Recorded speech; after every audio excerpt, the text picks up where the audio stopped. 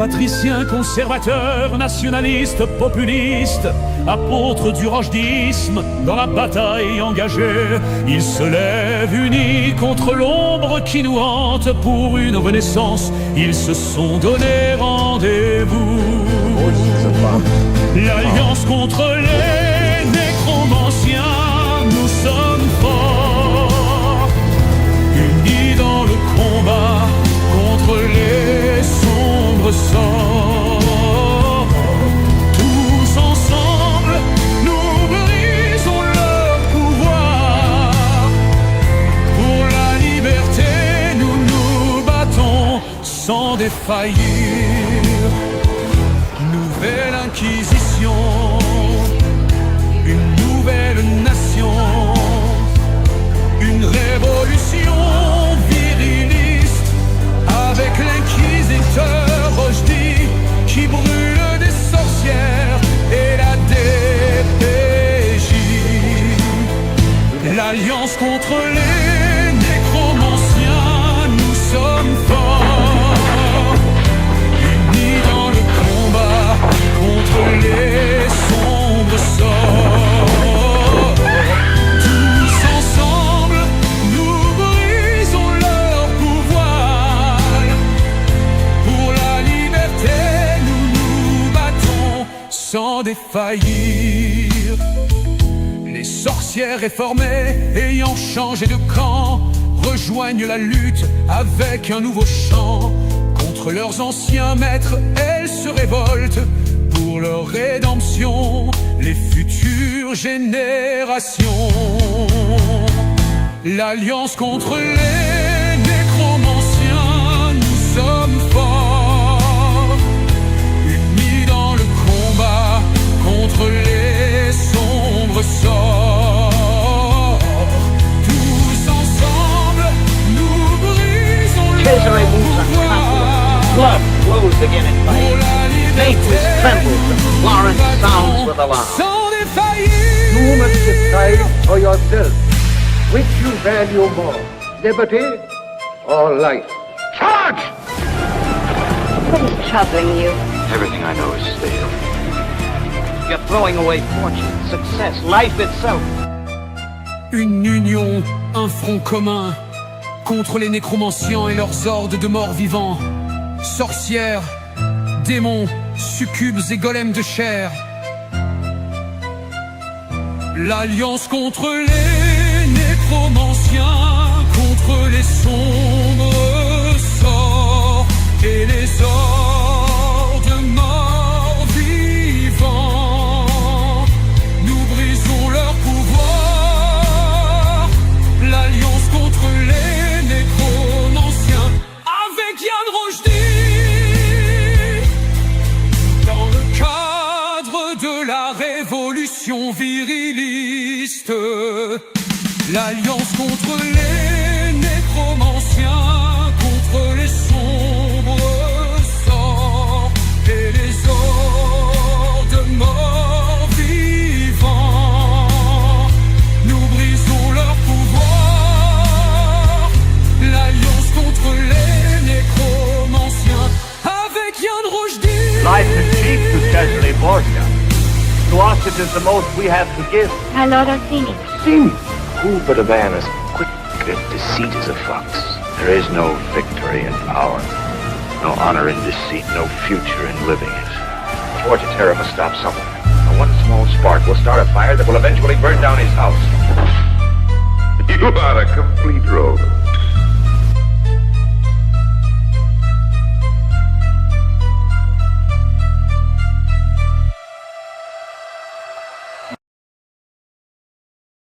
Bonjour à tous, je m'appelle Yann Rochdi, bienvenue en direct de la Révolution culturelle, épisode du 10 octobre 2025, première partie de la recension de La beauté, la terreur, la Renaissance italienne et l'émergence, la naissance de l'Occident de l'Ouest de Catherine Fletcher. Aujourd'hui, l'art et la guerre liés dans une union forgée dans le sang et la terreur. Les guerres italiennes 1492 à 1571. Donc, c'est environ 80 années où on a un peu l'émergence du mythe de la Renaissance républicaine, comme si c'était le début d'une ère démocratique et moderne, les Lumières, tout ça. Donc c'est une mythologie qui s'est formée durant les guerres italiennes. Après avoir dressé la carte du 15e siècle, pour commencer la recension, on va analyser l'élément déclencheur. Là où on a le premier domino qui tombe, c'est la descente française de Charles VIII en 1494. C'est le début de la fin. Pour les Italiens, les guerres italiennes, il y a énormément de moments où ils se disent que c'est l'apocalypse qui s'en vient.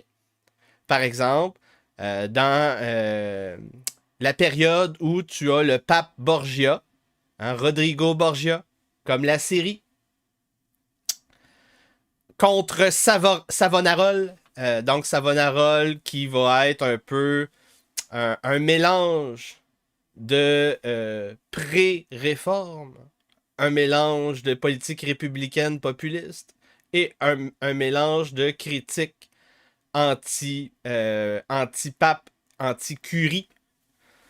Ensuite de ça, l'art de la guerre, les Medici et Machiavel. Donc, on va voir que les Medici, c'est en parallèle dès le premier pape Borgia et son successeur de la Rovere, comme dans la télésérie.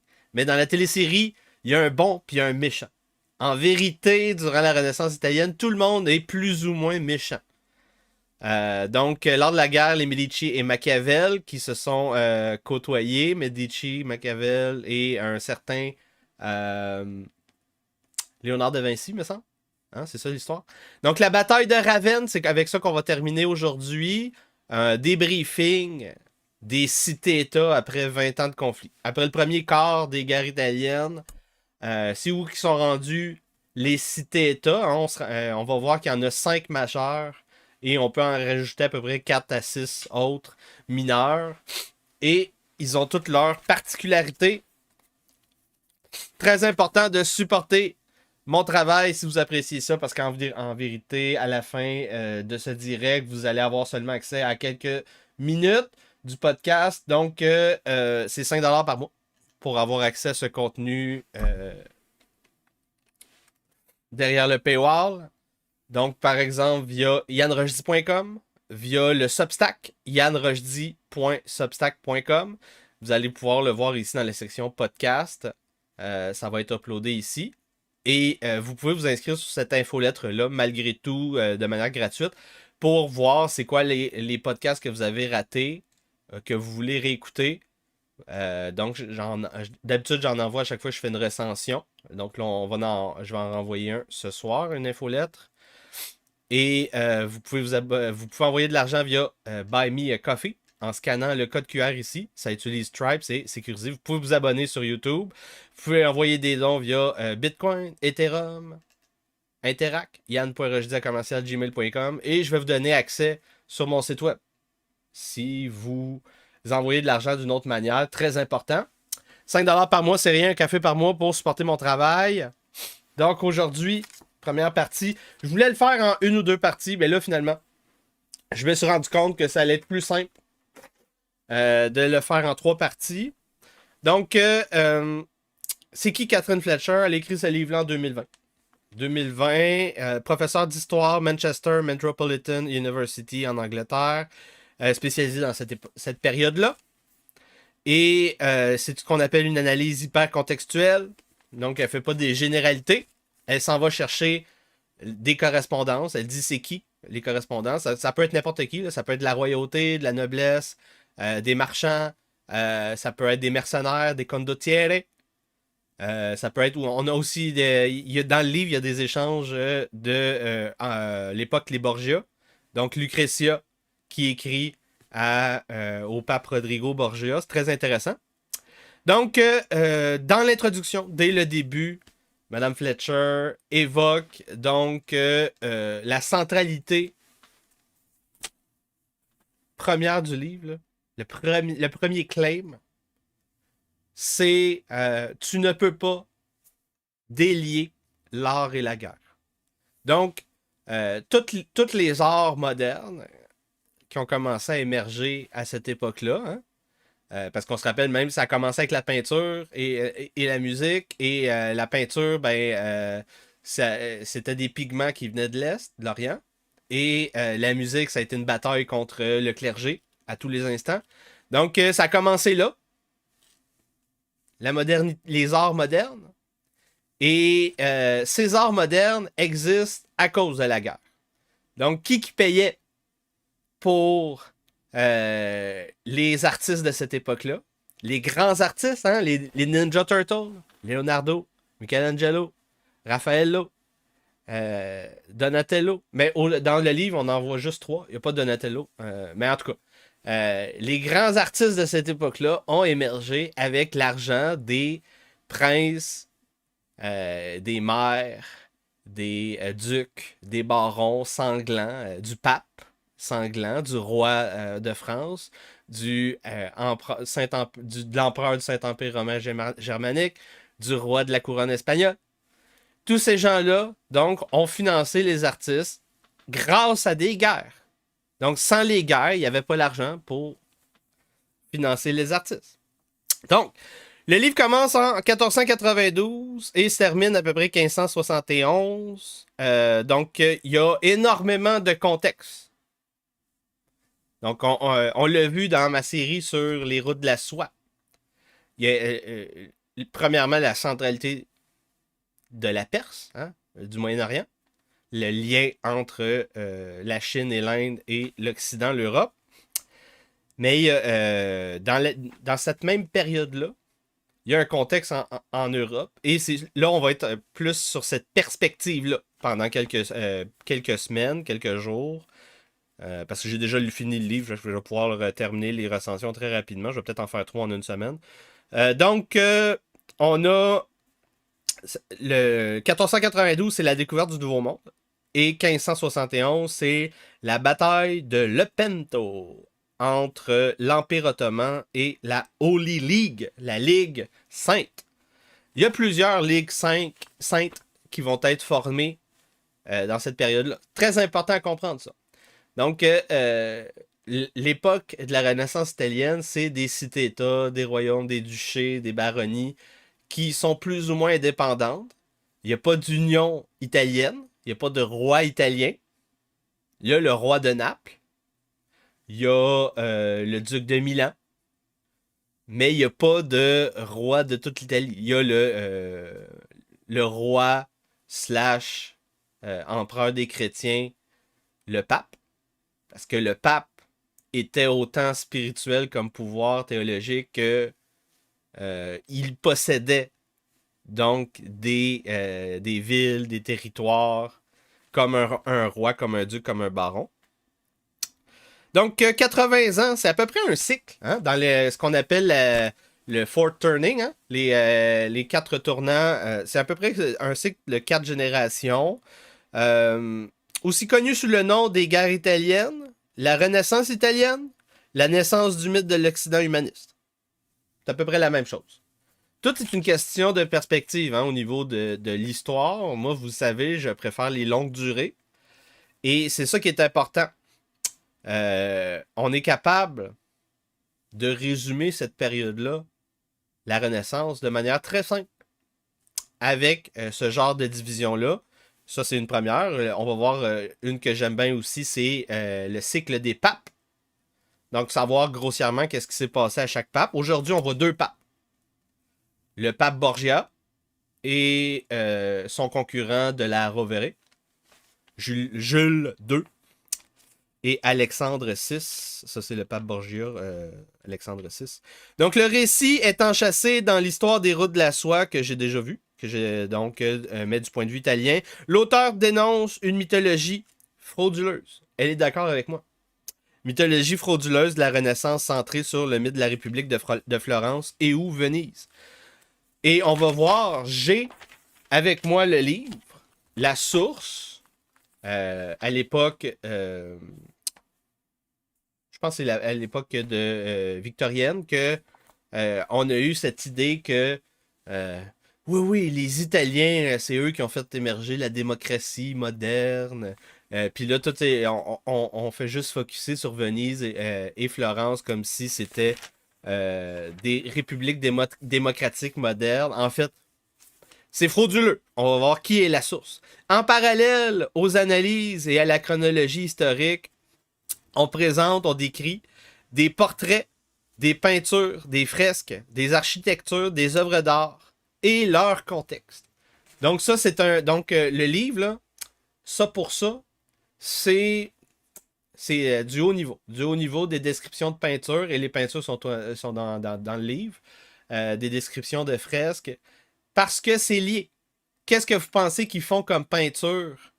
Même dans un portrait. Dans un portrait, ils représentent via des symboles ce qui se passe dans l'actualité.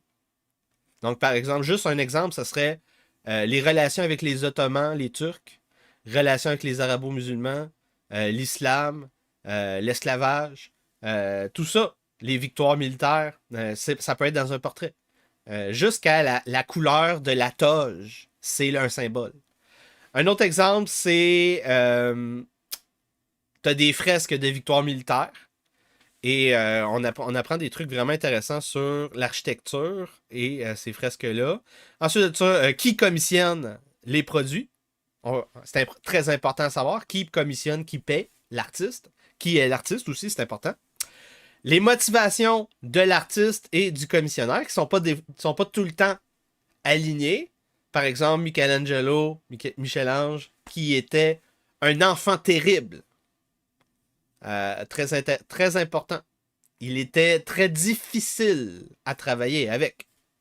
Ensuite de ça, des détails sur le sens de l'œuvre d'art ou les techniques utilisées, appliquées, les innovations aussi. Et nous allons même apprendre quand le thème, métier, spécialité de l'historien a été inventé. Donc, c'est dans la deuxième ou dans la troisième partie. Quelle était la Bible des historiens de l'art utilisé? Donc, par exemple, si vous voulez faire votre cultivé, il y a une source qui a écrit une biographie des artistes de l'époque, les premiers artistes modernes. Et c'est à partir de là que à peu près tous les curriculums d'histoire de l'art ont été façonnés à l'époque victorienne. Probablement même jusqu'à aujourd'hui. Les plus experts dans le domaine ont le livre en question dans leur bibliothèque. Ensuite de ça, le livre 26 chapitres court, mais très dense. Et là, on est rendu à l'introduction. L'introduction, 8 avril 1492. C'est un moment important. Donc, c'est la raison pourquoi, selon Catherine Fletcher, on va avoir les guerres italiennes. Donc, un élément enclencheur, comme l'assassinat de l'archiduc Ferdinand, Franz Ferdinand, pour la Première Guerre mondiale au 20e siècle. Et ici, c'est la mort de Lorenzo the Magnificent de Medici. Donc, Lorenzo de Medici, le boss de Florence, le premier citoyen de Florence, qui était, pour beaucoup plus le premier mafieux que les Borgia. Donc, la télésérie Les Borgia, un des claims, c'est le pape Rodrigo Borgia, c'était le premier mafieux. En réalité, non. En réalité, c'était une tendance culturelle de l'époque que tous les papes utilisaient la papauté pour essayer de façonner une dynastie familiale avec des baronnies, des duchés, des royaumes qu'ils essayaient de conquérir. Mais, à la mort de Lorenzo de Medici, il se passe quelque chose. La balance des pouvoirs dans la région italienne tombe. Si vous avez suivi mes podcasts sur mon dernier podcast, Fortune et Empire, pas Fortune et Empire, Fondation et Empire. Fondation et Empire, j'ai parlé des métaphores, du lexique, des mots utilisés pour façonner l'ontologie, comment on réfléchit notre sens, nos motivations dans le monde depuis la modernité. Parce que c'était des appétits insatiables maintenant. On n'est plus dans la modération chrétienne ou classique de l'Antiquité. On est rendu dans un monde où il n'y a pas de limite. à nos passions. Donc, comment on se pense là-dedans. Une manière de nous penser, c'est la balance. Par exemple, la balance des pouvoirs, la balance des plaisirs et des souffrances.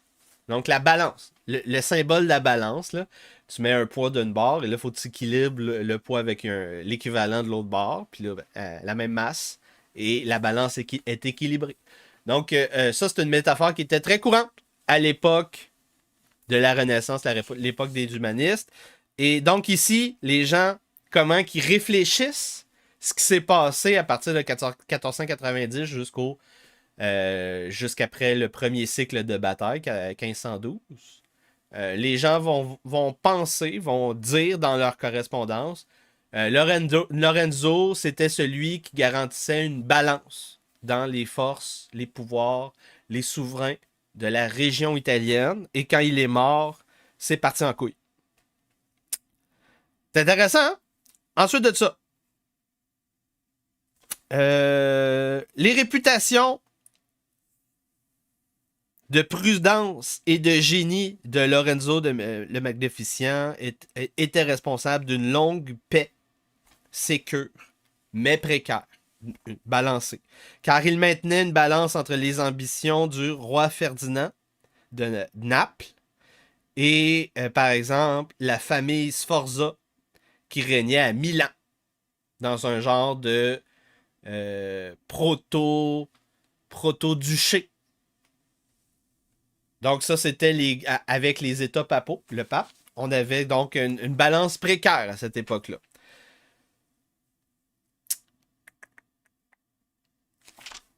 La fille de Lorenzo de Magnificent a été mariée au neveu du pape Innocent VIII. À l'époque, c'était lui le boss des États papaux. Le fils de Lorenzo, héritier Piero de Medici, marié dans la famille Orsini. Le deuxième fils de Lorenzo, cardinal à 16 ans, 1489, fait cardinal par Innocent VIII. Donc, une époque turbulente en Italie, avec une multiplicité de petits États.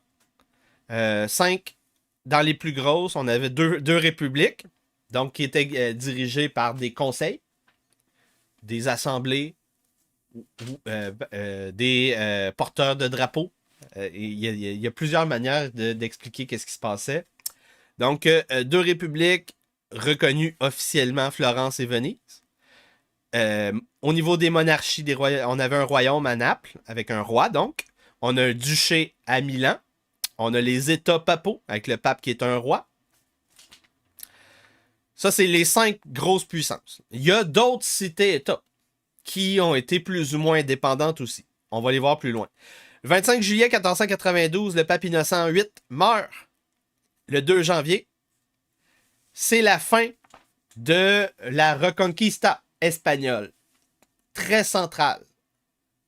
Parce que là, ça marque le moment où les Espagnols vont commencer à, premièrement, ils utilisent l'Inquisition pour fonder leur royaume. Et ensuite de ça, quand ils sécurisent leur royaume avec l'Inquisition espagnole, ils projettent de l'influence et ils projettent des actions militaires vers l'Italie. Très important. Donc, il va y avoir les Espagnols qui vont commencer à faire de l'ingérence étrangère en Italie pendant le début des guerres italiennes. Ouais, c'est ça, les guerres italiennes. C'est donc la fin de la Reconquista, elle est actée à cause de la conquête de l'île de la Grenade. Et donc, c'est à l'époque donc le roi Ferdinand et la reine Isabella qui, ensemble, fondent le royaume espagnol avec plusieurs couronnes. Hein? Il y a plusieurs couronnes. Ensuite de ça, c'est eux qui ont construit donc la monarchie espagnole grâce à l'Inquisition. L'Inquisition espagnole qui a été acceptée par Sixte IV. Sixtus IV. Très intéressant comme nom. Sixte IV. Le royaume de l'Espagne, donc, conquis, assimilé grâce à la christianisation. Campagne contre l'hérésie officiellement. Parce que toutes les guerres, pour être acceptées au niveau historique et diplomatiquement, officiellement, on doit dire que la guerre est juste. Si la guerre est injuste, t'es un rebelle, t'es un sale rebelle, puis tu mérites d'être anéanti. Si la guerre est juste, tu l'as donc faite au nom de Dieu, au nom du droit naturel, droit de conquête, et donc, on s'en calisse. C'est ça, en réalité, ce qui se passe sur la planète quand on parle de la doctrine de la force. Donc, très important à comprendre. Tu peux pas délier l'Inquisition espagnole et la construction de l'unification de l'Espagne. Parce que puis en plus, l'unification de l'Espagne a rendu possible la création de l'Empire espagnol à la découverte du Nouveau Monde. Parce que la découverte du Nouveau Monde, ça s'est pas acté en criant ciseaux. Ça a pris 50 ans avant que les liens logistiques se fassent jusque sur les routes de la soie. À partir des mines coloniales espagnoles au Nouveau Monde. Ensuite de ça, les cibles espagnoles dans l'unification espagnole via l'Inquisition espagnole, c'est évidemment les Judaizers, les Juifs, les Conversos. Donc, très intéressant. Les Conversos, c'était les gens qui disaient s'être convertis, mais qu'on soupçonnait de faire semblant, de faker, accusés de faker, et les Maures. Les Maures. Donc, les Maures, c'était les Sarrasins, les islamistes, les musulmans. Donc, ils ont plusieurs noms. Juillet 1492, on expulse les Juifs du royaume d'Espagne. L'édit 29 avril en Aragon et le 1er mai en Castille. 3 mois pour tous les Juifs à vendre leurs propriétés dans le royaume d'Espagne. Confiscation de l'or juif pour financer le voyage de Christophe Colomb à la même année. Où sont allés les Juifs à l'expulsion du royaume espagnol? Au Portugal, en Afrique du Nord, à Avignon, où la papauté a résidé pendant quelques temps. En Provence, dans les États papaux, à Naples, à Rome, à Venise et à Mantua, dans les régions italiennes. Ensuite de ça, il n'y a pas juste les Espagnols à l'époque qui vont expulser des Juifs. Donc, il y a des cités-États italiennes qui vont accepter les Juifs. Mais il y a des cités-États italiennes qui vont expulser aussi les Juifs avant l'Espagne, dans les années 1480. Perugia et Lucca. Donc là, on a 2 cités-États secondaires avant l'Espagne qui ont expulsé leurs Juifs. 11 août 1492, c'est là que la télésérie Les Borgia commence. Rodrigo Borgia prend le nom Pape Alexandre VI. Et dans la télésérie, ça dit il y a 2 gangs. La gang du cardinal Giuliano della Rovere et la gang du cardinal Ascario Sforza. Et l'histoire dit que Rodrigo Borgia a acheté Sforza. Mais c'est plus nuancé que ça.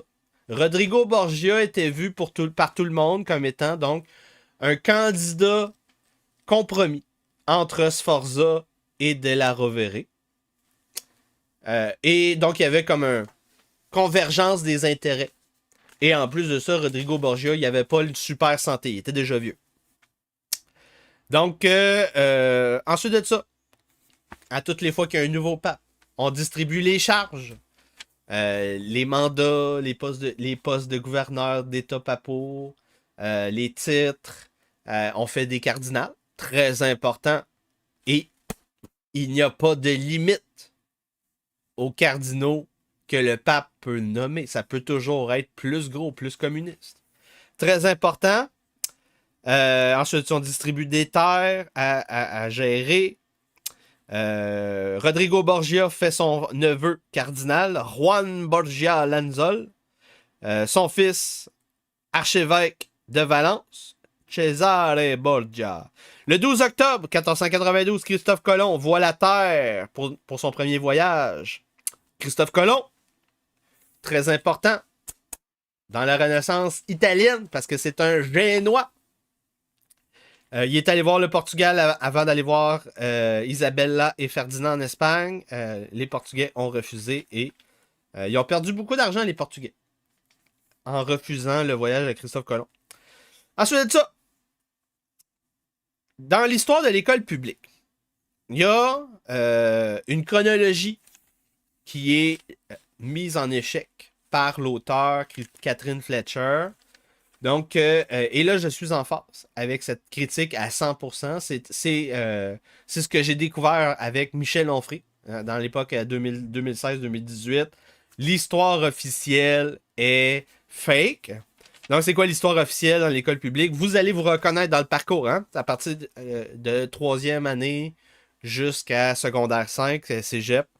Donc, il y a l'ancien monde. Il y a l'ancien monde. L'ancien monde, c'est l'Égypte, avec Rome, la Grèce, peut-être un petit peu les mythologies genre scandinaves, si le professeur est bien intéressant, weird. Ensuite de ça, t'as les Dark Ages, le Moyen-Âge, la noirceur. Et là, après la noirceur, une renaissance, les Lumières, la naissance de la civilisation occidentale. L'invention des humanistes de la Renaissance. Le mouvement des humanistes de la Renaissance, c'est eux qui ont inventé cette notion de civilisation occidentale avec l'Italie au centre, la Rome. Donc, les guerres italiennes, en réalité, c'est pas aussi simple qu'il n'y paraît parce que c'est des cercles concentriques. T'as l'équilibre, la balance des pouvoirs en Italie et en dehors de ça, t'as un autre cercle qui est donc les puissances, les royaumes, les empires aux frontières de l'Italie qui projettent de la puissance, de l'influence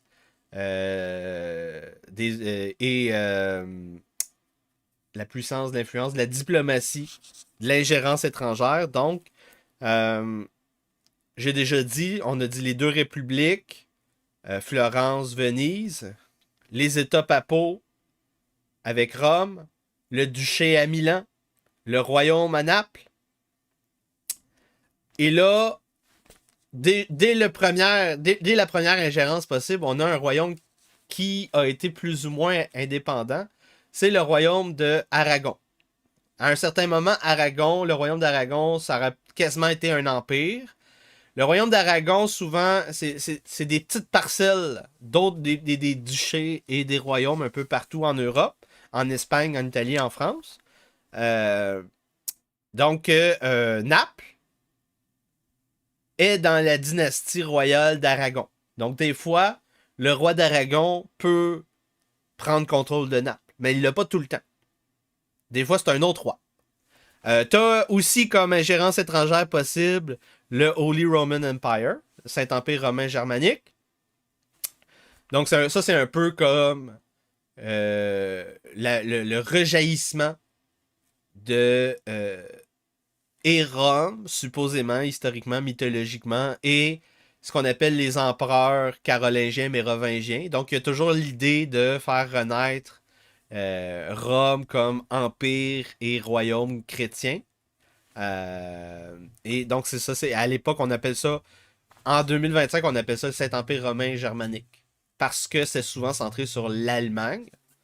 Ensuite de ça, t'as l'Espagne, t'as la France, t'as l'Angleterre qui vont faire de l'ingérence à plusieurs moments dans les guerres italiennes pendant 80 ans et qui vont se faire de l'ingérence aussi pour faire chier leurs rivaux. Très important. Donc, des fois, tu as les Anglais ou les Français qui font chier, qui provoquent, qui aident des guerres en Italie pour faire chier le vis-à-vis, l'Anglais ou le Français.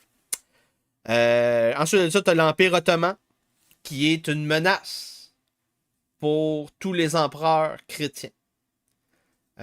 Donc, le pape, l'empereur du Saint-Empire romain germanique qui a des frontières en Hongrie, en Autriche avec l'Empire ottoman. Qui t'as d'autre? T'as beaucoup de gens donc qui ont intérêt à essayer de former des ligues saintes pour faire face aux hordes de barbares musulmans. Ensuite de ça, à la même époque, très important, on en a déjà parlé dans les routes de la soie, c'est l'émergence de l'arme à feu moderne. Et l'arme à feu moderne, c'est un mélange de trois choses. C'est l'innovation, c'est la ligne de montage et c'est les standards pratiques des militaires de l'époque. C'est tout ça qu'il faut qu'il évolue. Et des fois, on le voit, ça évolue pas en même temps. À cette époque-là, les guerres italiennes, toute l'Europe va se faire la main avec les arquebuses, les premières armes à feu qui étaient avec des... fallait allumer soi-même, c'était pas matchlock. Donc il n'y avait pas de... comment ça s'appelle déjà le truc il fallait vraiment qu'on allume avec un genre de briquet la charge.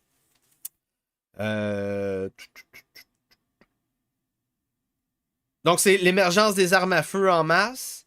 À la même époque, on a aussi donc innovation dans ce qu'on appelle le warfare, les technologies militaires, on appellerait ça, les technologies innovation militaire. Les 4 génies italiens de la Renaissance apparaissent à la même époque. Tout ça est lié.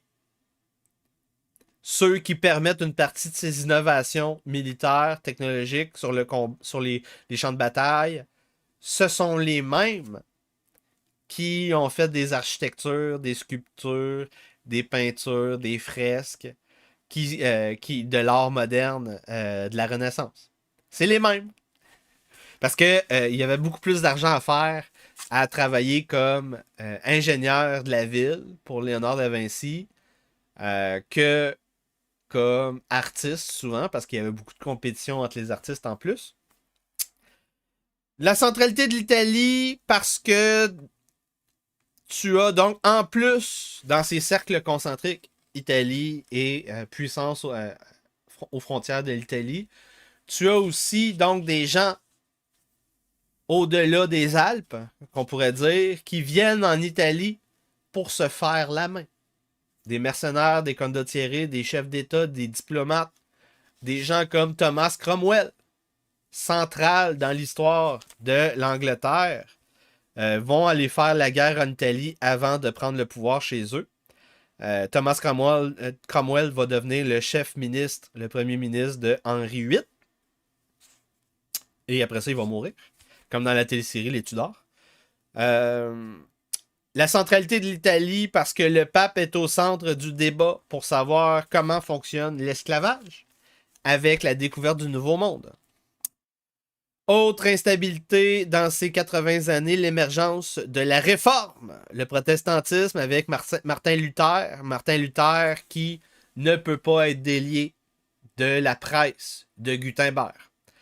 Sans la presse de Gutenberg, les pamphlets, les livres, les codex de la Réforme n'auraient pas pu être distribués. Donc, qui a inventé le mythe de la Renaissance italienne pro-république? Je l'ai ici. Jacob Burckhardt, donc un autre Allemand. C'est toujours les Allemands. C'est les Allemands qui ont créé le diplôme de philosophie, le diplôme des arts libéral, quand vous terminez votre diplôme en sciences humaines, et même dans certaines sciences pures, quand il n'y a pas de métier officiel comme ingénieur, là, vous avez ce diplôme-là, le diplôme d'art libéral. C'est les Allemands qui ont créé ça à l'université au 19e siècle. J'ai un livre dans ma bibliothèque qui retrace l'histoire de ça. J'ai fait un podcast là-dessus. Donc, c'est Jacob Burckhardt, La civilisation de la Renaissance en Italie. J'ai pas fait de recension, mais c'est un excellent livre. C'est pas parfait. Il a créé le mythe de l'Italie républicaine. En réalité, il n'y a que entre 2 et 5 républiques officielles dans la période des guerres italiennes de la Renaissance. Et en réalité, ce ne sont pas vraiment des républiques. Donc, il n'y a pas vraiment de démocratie directe. C'est énormément contrôlé qui est citoyen, qui a droit à rentrer sur les conseils, les assemblées, qui a droit d'être le doge, le porteur de drapeau. Parce que oui, le doge, le vrai mot du doge de Elon Musk, c'est porteur de drapeau. Donc, c'est lui qui a créé ça. Et il faut qu'on mette ça un petit peu en qu'on rajoute de la nuance. Donc, ça, c'est la fin de la section gratuite. Donc, vous allez devoir, à partir de... dès la fin du podcast. Oui, je vais être difficile de même. Dès la fin du podcast, vous allez devoir vous abonner sur yanrogis.com, yanrogis.substack.com, ou bien envoyer un don via Buy Me a Coffee. Vous pouvez vous abonner aussi sur YouTube. Ça va être dans la section souscription ici. Bon, tout le contenu réservé aux membres, pastille verte. Très important, supporter mon travail. 5$ par mois, c'est rien. Parce que, est-ce qu'il y a un autre podcaster dans la francophonie qui vous fait presque chaque semaine des recensions, des conférences hyper focusées, là. C'est du détail. Je source les affirmations avec le livre et je cite les sources dans le livre, la méthodologie. Qui fait ça? Qui prend des heures à faire ça chaque semaine? Il n'y en a pas. Il n'y en a pas. Donc là, on est rendu dans tous les cas. Après l'arrivée du pape Borgia et la mort de Lorenzo de Medici, ça c'est le début de la fin de la balance du pouvoir en Italie, la beauté et la terreur. Le premier domino sera quand le roi français va descendre en Italie à la demande d'un souverain local, une faction familiale italienne qui va appeler à la rescousse un roi et son ingérence étrangère. C'est très important. Donc, Charles VIII va être appelé par quelqu'un. Et cette ingérence étrangère aura comme résultat une continuation de la chute de Domino pendant 80 ans. Donc, il y a un faux narratif à la télé, dans l'école publique, dans les médias subventionnés et dans les universités et les cégeps. Pour plus de détails sur cette période de Machiavel, je vous invite fortement à écouter mon podcast sur la biographie philosophique de Machiavel. Faites une petite recherche, vous allez le trouver très facilement. J'ai mis la couverture dedans, c'est une couverture orange. Recension de biographie philosophique de Machiavel. Et aussi, vous pouvez avoir des détails sur Machiavel et cette époque dans ma recension sur les routes de la soie. J'en ai parlé aussi. Donc, on a vu aujourd'hui le premier quartile, le premier quart des guerres italiennes, 1492-1512. Au prochain épisode, on revient en 1511 et on va parler de la réforme, l'émergence de Martin Luther. D'une certaine manière, les guerres italiennes, c'est le prélude à la guerre de 30 ans et au schisme protestant et à la colonisation du Nouveau Monde. Tout ça, c'est enchâssé les uns dans les autres. J'espère que vous avez apprécié ce programme. Conférence unique. On n'a pas eu de dons. Mais vous pouvez continuer à envoyer des dons parce que sans vous, je ne peux pas continuer ce travail. Et ce soir, je reviens en ondes pour une invasion TikTok. Donc, on se voit tantôt. Venez envahir les ondes de TikTok en tant que croisé anti-génocide. Et on va faire face aux hordes de morts vivants, sorcières, succubes, démons et nécromanciens. Envoyez des super chats si vous voulez avoir les sorcières de la semaine demain dans ma revue d'actualité. Pas demain, dimanche dans ma revue d'actualité Mission Viriliste. Demain, je suis en déplacement pour tourner des vidéos de bûcherons avec François Aubé, le trésorier de l'Inquisition. Donc, je vous souhaite une bonne journée. On se voit tantôt vers 7-8 heures. À tantôt. Au nom du narratif du rojdisme débridé, l'acteur Yann Rochdy et le personnage du baron inquisiteur rentre en rébellion ouverte contre la couronne britannique. C'est terminé! Nous arrêtons de nous soumettre.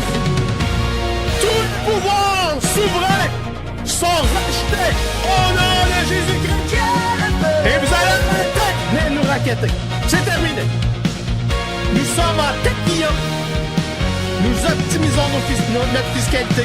Nous créons des sociétés fraternelles. Nous travaillons dans une mission œcuménique qu'on appelle la Nouvelle Inquisition. Nous construisons la baronnie rochdéenne. Et c'est comme ça que nous allons réparer le Québec. Bonne soirée.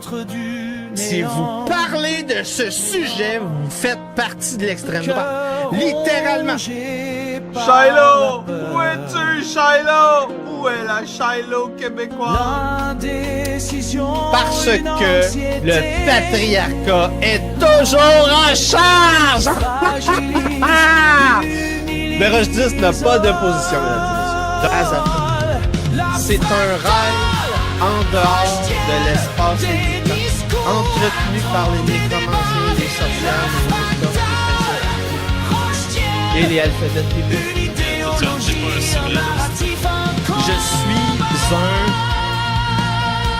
un sécessionniste américain. Tu utilises la souffrance du tiers-monde pour des rangs de sales gauchistes.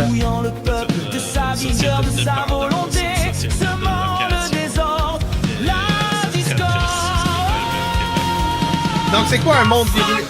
Un monde viriliste, c'est un monde où quand un mort vivant vient pour te décrousser, te raqueter, te faire peur, tu lui crisses une claque ta gueule et il recule comme une petite bitch. Des propositions contre les fonctionnaires et les ministères qui ne sont pas assez radicales.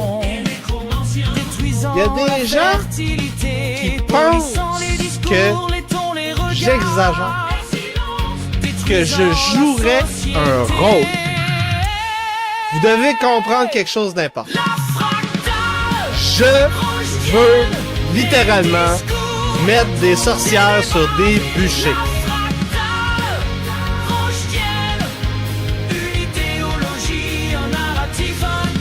Donc, plus que la moitié des Gen Z veut une dictature, selon un sondage en Angleterre. C'est en plein Comme le cœur de ce néant qu'a lieu l'éveil du héros, que la fractale rochdéenne